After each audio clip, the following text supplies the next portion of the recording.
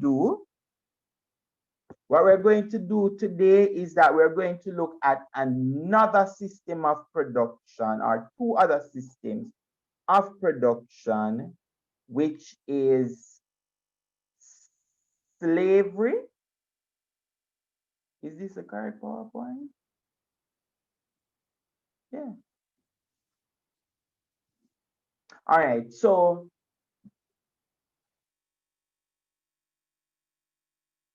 we're going to look at the another system of production, which is slavery, African slavery, and also indentureship. So what are the different systems of production we have looked at thus far? Come, ladies. Encomienda. So we look at encomienda, yes. Flash and burn. Slash Plantation and system. burn. Repeat. Plantation system. The plantation system. Very well. Now, why is it that the syllabus separates plantation system from slavery, even though enslaved people were used on the plantation? Why was there a separation? Sir, is it because Go ahead, Daly. Roxanne. sir, you said that the plantations were like one major crop where Yes. the slaves used to work on like um different like in the factories and those stuff and the ships. I don't quite remember. Something like that. All right. You did a very good job, and you are correct. You are correct. Anyone else? So one of the things that we would have looked at is that for slavery, the reason why they separated is that not all persons who were enslaved worked on a plantation. So you had enslaved people who worked in the maritime, on the seas, on the ships. You had also enslaved persons who work in the forest, uh, cutting trees and all of these different stuff.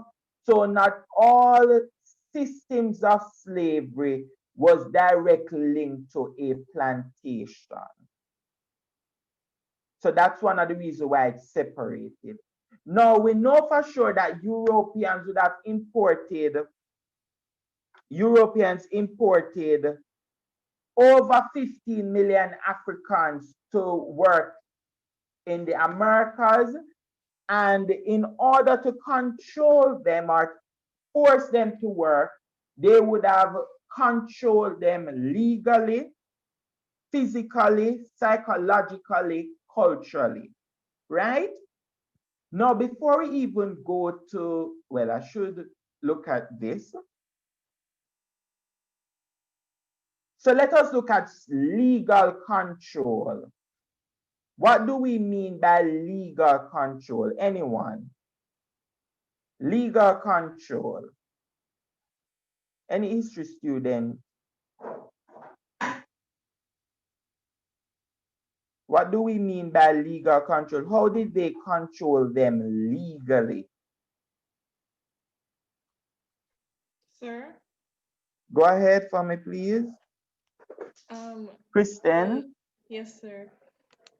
The planters had legal control because the law institutionalized enslavement. Yes, very good. So legal control, and Kristen is correct, the law gave a basis for slavery to exist in the Caribbean, the slave laws. So what they are going to do is that they are going to create laws, different slave laws in the Caribbean, or import laws from elsewhere in the world and impose it in the Caribbean to justify slavery. Now I have a few quotes here from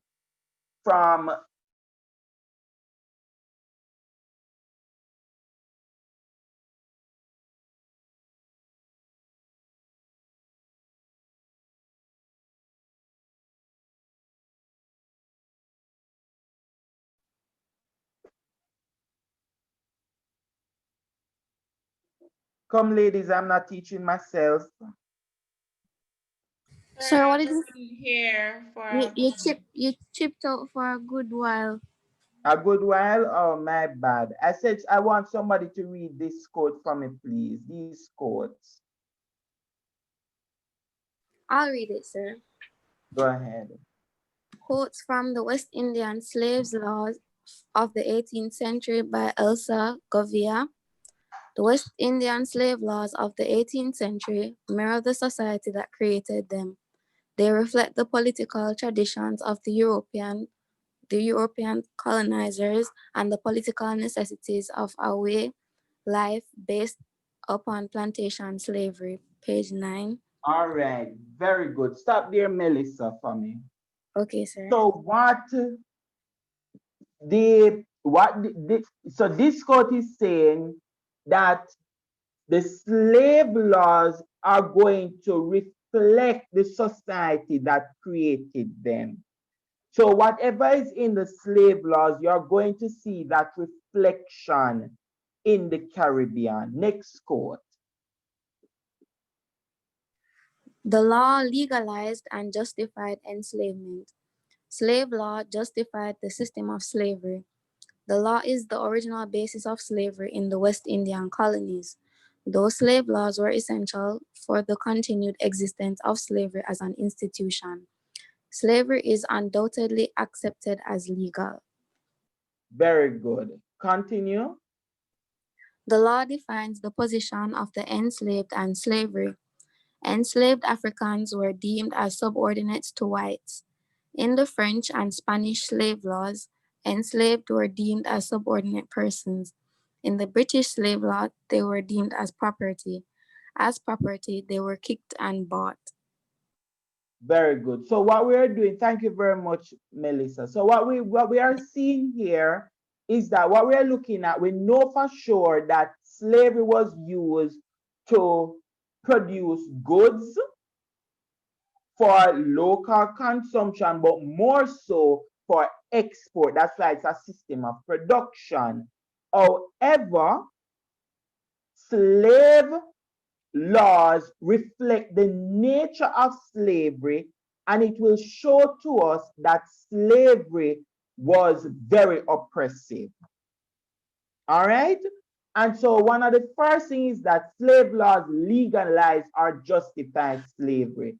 In fact, it determined who in the society was a slave and who was not a slave. It defines what are the privileges that the enslaved persons would have, and what are the privileges those who are not enslaved would have? What are the punishments would happen to the enslaved people? Right? All of these different things, the laws are going to embody. And so, in fact, the Gobaya continues to say that the law stipulated what form of conduct would not be tolerated. So, for example, slaves were not permitted to carry weapons. They couldn't meet in large numbers. They were not allowed to beat drums or blow their horns. They had to have a permission to leave the plantation. Enslaved person could not strike, you could not hit a white person. And also, if you should break any of these laws, then there are penalties. So these are some of the how oppressive the system was. The next thing is that historians like Richard Dunn and Alvin Thompson said that all all aspects of a slave's life, conduct and work came under official scrutiny.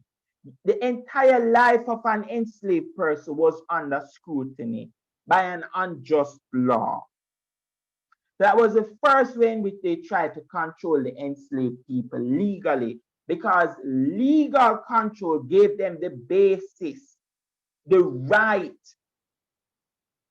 to enslave Africans. Next, they control them physically. How did they control them physically? They control them physically by setting up boundaries to say that, listen, you are not supposed to leave the plantation. You are not supposed to leave your slave out at a certain time of the night without permission.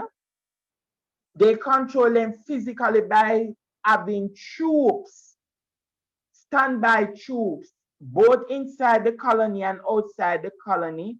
They set up forts or signal stations where if there's a revolt taking place or to observe the movement on the plantation, they use shackles and stocks as a way of physical control.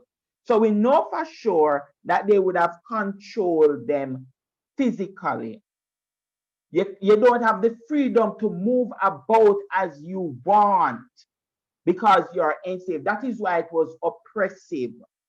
That is why that system of production was oppressive. They did not have the freedom to move about as they want, the Africans. The next thing, students, is that they also control them psychologically. Psychological control is one of the major way in which they would have tried to control enslaved people. Even today, people try to control us psychologically. And so when we talk about psychological control, it is dealing with the mind, how they control the minds of the enslaved people. If somebody ever control your mind, trust me, they win. They don't have to do anything else if they can control your mind. If someone try to if somebody having any form of power over you, they just want to control your mind. So you have to protect your mind so that nobody will have control over your mind to tell you what to do, that you even believe, even when it is wrong, you believe that it is correct because you have this control, they drive fear into you. And quite a lot of people are controlled psychologically. Now, psychological control, it wants them to be happy slaves, for them to comply. They don't object to the system. They don't object to the laws that control them. They don't object to the physical control, the psychological control that the Africans would have endured. How did they control them psychologically? One, public execution. And my question to you, how was a public execution was a form of psychological control? How was public execution a type of psychological control? Sir, Go ahead. because if they see their fellow slaves getting executed in front of them for certain things, it's going to deter them from doing the same thing that they did because they don't want to get executed. Very good. So one of that is if you, and you are very correct, Melissa, psychological control, public execution. And when they're controlling them, doing public execution, they usually bring them in the churchyard, in the public squares. And what they are going to do is that they are going to bring enslaved people from all the different plantations to watch the execution. That is one of the reasons why the system was oppressive. because they are going to bring all the people from all over to watch this person being killed, because guess what? This person did something wrong. And so Pedro Welch noted that a male slave, Sharper, was found guilty of rape and murder of a white resident. So Sharp, we don't know if it is true, but they say that Sharp would have raped a white woman, right? And murdered the woman. The governor wrote, let the Negro be carried to the old church courtyard in Bridgetown, there to be chained to the stake, to fix for that purpose. The whole execution may be performed with such solemnity that it may strike the spectator with the greatest awe and terror. So what the governor of Barbados was saying here is that, you see, once we execute this one,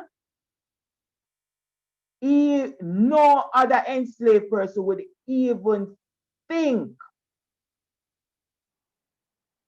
to rape a white woman, right? So it drives fear into them to deter them from doing anything bad, cause them to comply. Now, Professor Orlando Pattison, he mentioned that they would have stereotyped the Africans. They call them lying coward, lazy buffoon, the form of courage and manliness. They were not brave. The males were not brave. And so because of that, it caused the Africans to think negative of themselves. And so that was a form of control where they could not think of themselves being any human worth. So I should remain as an enslaved person because I am lazy, I'm a buffoon, I am not brave, I'm coward, which is the same thing, right? So you believe even today in our society, the legacies of slavery continues, especially when it comes to the psychological control. We believe that we are black, and because we have dark complexion, we are of no good. Look how you're going to a store, you and a white person walk into a store on Constant Spring, and you see how they will treat them, especially during this corona time. You see how they treat the white person from the black person. It's the legacy of slavery that caused that. The psychological impact that they have on, that still remain on the minds of Africans or people of African descent. You think that white is good and black is bad.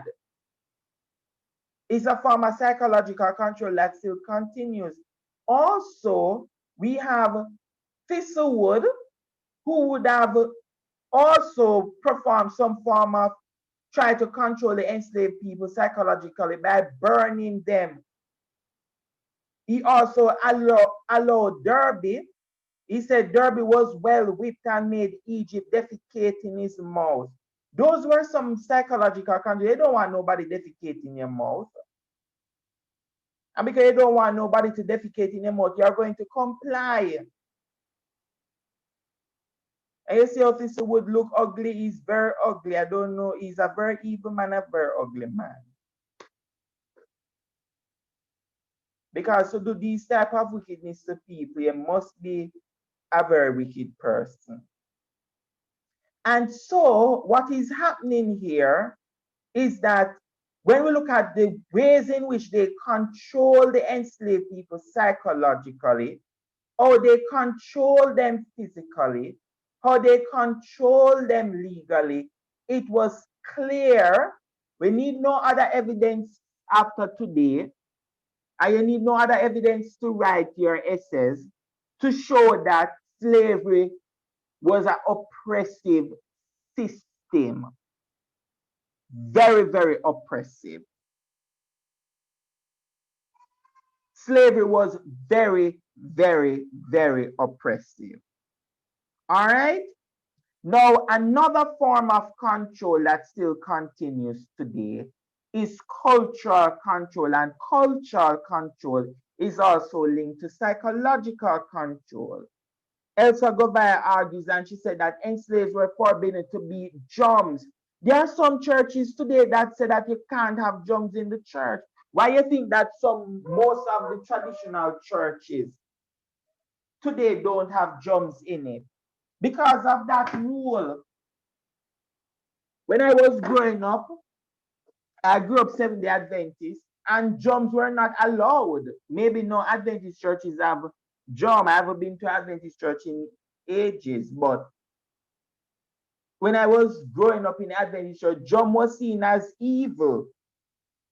You're not supposed to beat the drum. You're just only supposed to play the European instrument. If you check most of the churches, they if you ask any the older members of the Methodist Church and the Anglican Church or the Roman Catholic Church, drums were not permitted in the churches because drums were associated with Africans, and drums and blowing of horns were not allowed. It was a form of cultural control. Another thing is that they removed the names of Africans. So most of us have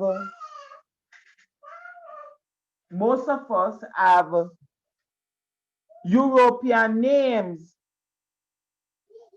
We have European names. For example, Mice and Hall. That's a British name. What am I doing with a British name? Because my name was removed. Once my ancestors came on the plantation, they renamed my ancestors, so I cannot even trace my family members. Cultural control. We were taught to reject the African language. Even today, any form of language that is mixed with the European language is considered bad talking. Cultural control. We were taught to embrace European language. We were taught to reject African culture, African religion, all these different stuff. It's a form of cultural control. And these show that the system of slavery was oppressive. Next, another way in which they tried to control the enslaved people was to give them rewards. So if you inform, you get reward. So if you obey, you're a good slave, then guess what? For males and females, if you behave well, then rewards encourage good service, loyal to the whites, and easier access to female sexuality. So if you're a good male slave, then the planter would allow you to go and visit your female partner who you love and adore, who is on another plantation without any problem. Another thing, ladies, is that it creates this divisive nature within the African society. Yes, Destiny, the anti-informer culture stems from slavery. It stems from there because the persons who inform are, they said to the, anytime something happens and you run and you tell the planter, you usually get some reward for it. And so if you look at the system of reward, how they try to divide the communities by having, if you obey and you inform, then you get some privileges. If you don't obey, you don't inform, then you're treated badly. Then obviously, ladies, what is taking place here is that we know for sure that the system was oppressive. Next, how, because another part of the syllabus asks us to look at how did the Africans responded to slavery. Could somebody read this quote for me, please, by Beckles and Shepherd? I'll go, sir. Go Blacks ahead. pursued their freedom by all means possible. They declared war on the system and fought bloody battles in the process. But slave societies were able to persist partly because of the complex and pervasive structures of control and regulation. Beckles and Shepherd, Caribbean Slavery in the Atlantic World, a student reader. Thank you very much, Jada. Now, so what we are seeing here is that Beckles and Shepherd said that blacks pursued their freedom by all means possible. They never just sit back and say, all right, continue to enslave us. No, you have some of the very good house slaves who said, listen, planter provide us with, the master provide us with clothing, we have shelter, we have food. Why are we going to fight against the system of it? You believe that it was all the enslaved people who were against the system of slavery? No, you had some enslaved people who said, listen, let us continue as enslaved because if we continue, planter will provide for us. If we're free, who is going to provide for us? Who is going to provide for us? And so,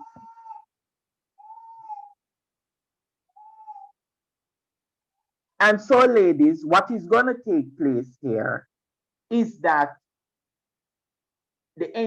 we are now going to look at how the majority would have responded.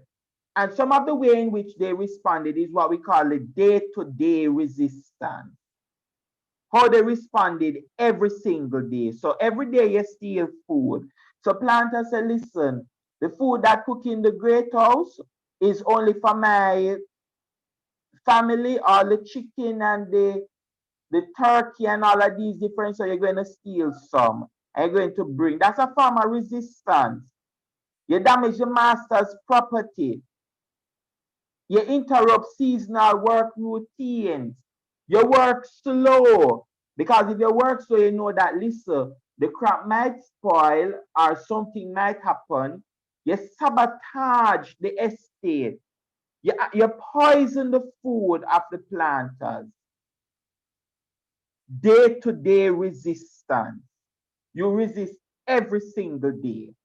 Next, they are going to revolt through. They are going to resist or respond to slavery by organizing slave revolts. Richard Dunn said that between 1638 and 1838, there were 70 slave revolts throughout the period. 70 slave revolts. We have slave revolts, the Taki Rebellion in Jamaica in 1760, Berbice, the Haitian Revolution, the Fedon Rebellion in Grenada, the Bussa Rebellion, or what we call the Barbados Revolt in 1816, the Christmas Rebellion in Jamaica. They would have organized themselves and they would have revolted against the system of slavery. So that's another way in which they responded. Let us also look at how females organize or respond to the system of slavery. Now, females, Vereen Shepherd, she mentioned that women use their bodies as a form of resistance. So when the planters spoke to them, or the mistress, not the mistress, the planter's wife spoke to them, she said, women use their body to resist their discontent with slavery, such as expose their behind. That was a way in which the females would have responded. Once the planter, somebody talked to them, they exposed their behind to the planter as a way of resistance. Another way in which female resisted was that once you start to tell us about what to do, right? They started to what? Raise their voices in songs. So the planter said, listen, go next door, go in the field and get uh, some carrots or something like that. You don't want to go in the field? You start sing a song and pretend like you don't hear. This thing that we have in today where people throw words, you know, sometimes you are in the classroom, most of you are at school, and you see, I observe it, I've seen it before. A particular girl walk into the classroom and you start to sing a song, you throw your words at them. Throwing words are what you call shades today. In my days, you don't use shade, you said throw words. So they use their voices in liberation song. They're in the field, they are singing. Some of them refuse to bear children. In fact, other historians, Vernon Shepherd also mentioned that the female slaves would have harassed and frustrated the white women. They used to laugh at them and said, listen, you are the white woman, I am the black woman, but guess what? I'm sleeping with your husband. And not only that I'm sleeping with your husband, but your husband private is very small. Mock. That is what the historian Vernon Shepherd would have mentioned in her book. But also the females would have also resisted sexual abuse by the planters. That is a form of resistance. Taking control over your sexuality. So Phibia was one perfect example who resisted at times sexual abuse. And another way in which they would have resisted, women would have resisted, is through rebellion. So Nanny Grigg and Nanny of the Maroons in Jamaica, they are perfect example of women who were directly involved in harm struggle. Because usually when people talk about women resistance, they say, okay, infanticide, they harass the white woman, they resist sexual. No, but women usually take up military arms and fight also. And so we know for sure that women played key roles in fighting against the system of slavery. One perfect example is that we can look at in 1794, a female enslaved woman by the name of Elizabeth Berry. She escaped from St. Vincent to England, where she complained to the plantation owner about the overseer. How she reached from St. Vincent to England now?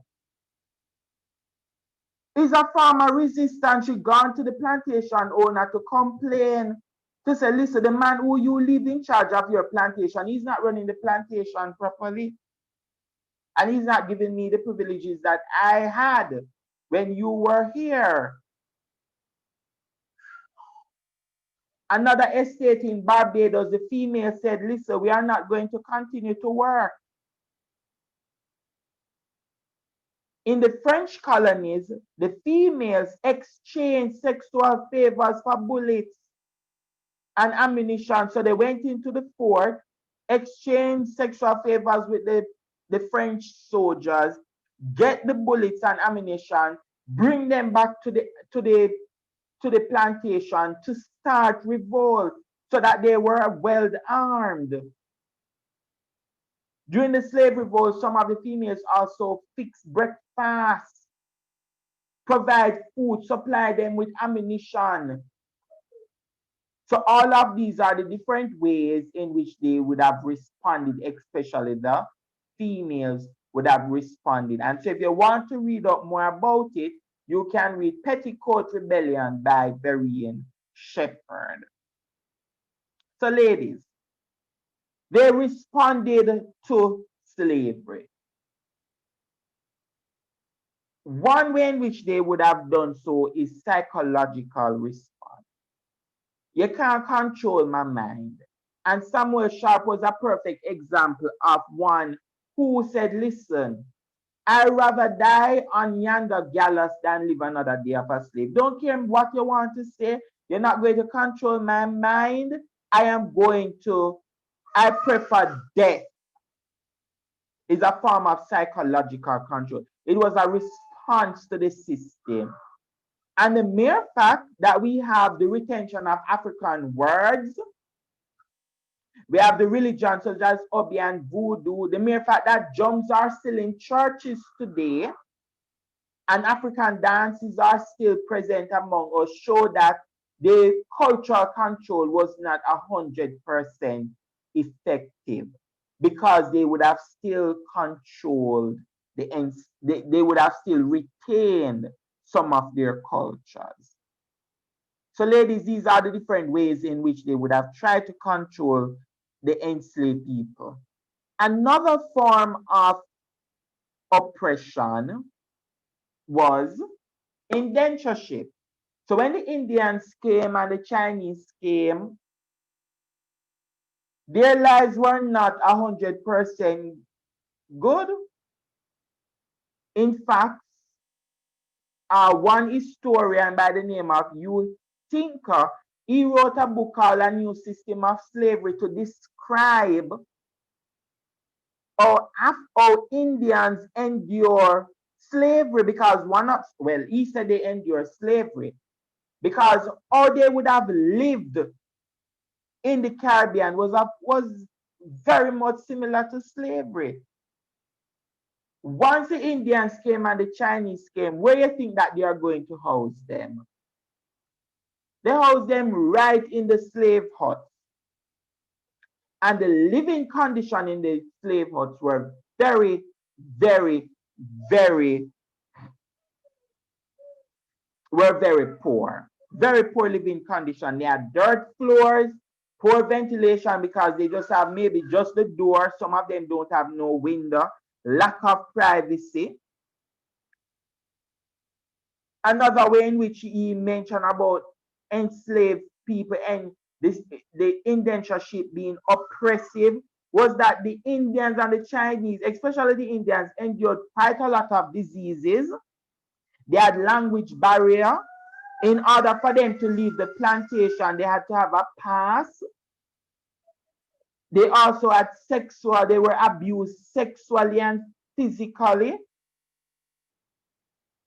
Starvation, most of them, because most of them were Muslim and Hindu. So for example, the Hindu, they don't eat cow. And what they are doing is that once they reach to the Caribbean, they are going to give them cow to eat beef, salt beef. And so most of them are going to die of starvation.